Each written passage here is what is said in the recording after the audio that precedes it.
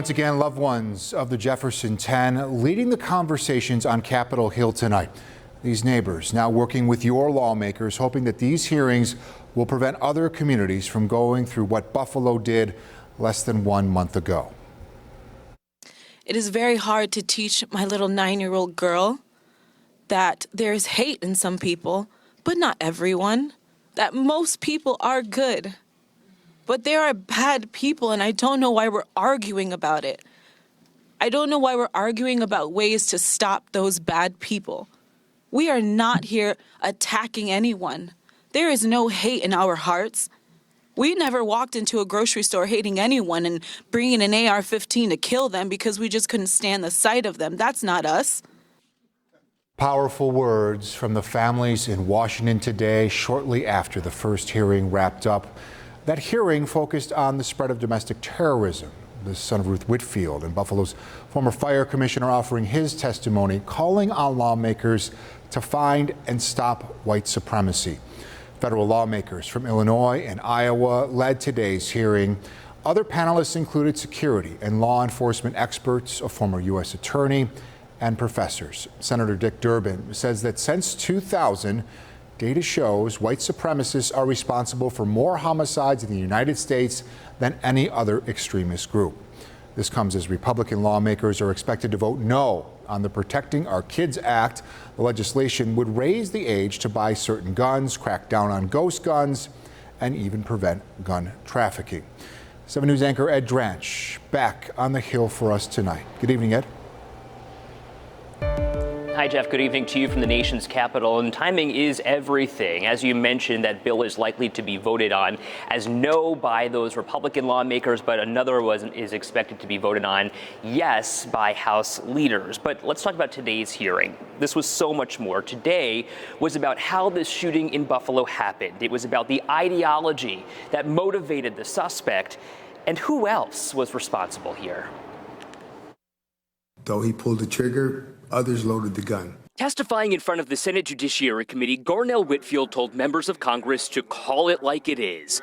The shooting at Tops on Jefferson Avenue was white supremacy, fueled by a culture of hate and rhetoric. I ask every one of you to imagine the faces of your mothers as you look at mine, and ask yourself, is there nothing that we can do? Is there nothing that you personally are willing to do to stop the cancer of white supremacy? Because if there is nothing, then, respectfully, senators, you should yield your positions of authority and influence to others that are willing to lead on this issue. At 86, Whitfield's mother, Ruth, was the oldest victim. She had just visited her husband in a long-term care center blocks away. In the blink of an eye, her life was ended by a man who police say had hate in his heart. I was born black, and I was treated differently from the day I was born in this country, and we can't keep ignoring it. That was echoed by a professor who also testified on this 5-person panel, sparking the larger conversation. How did hate ideology contribute to the Buffalo shooting, and why does it keep happening across our country?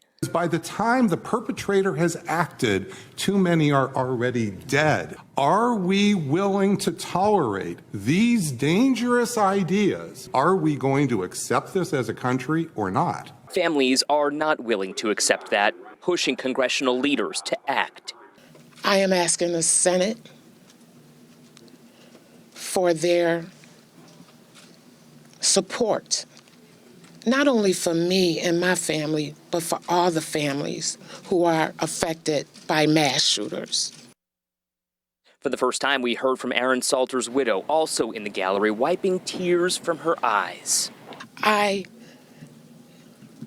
honor my husband for not only the sacrifice that he gave, but for the love he also gave his family.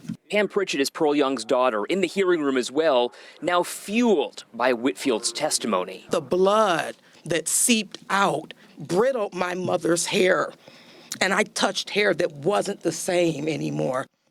Every tear I cry is a fuel for action. The emotion, the toll, the reality.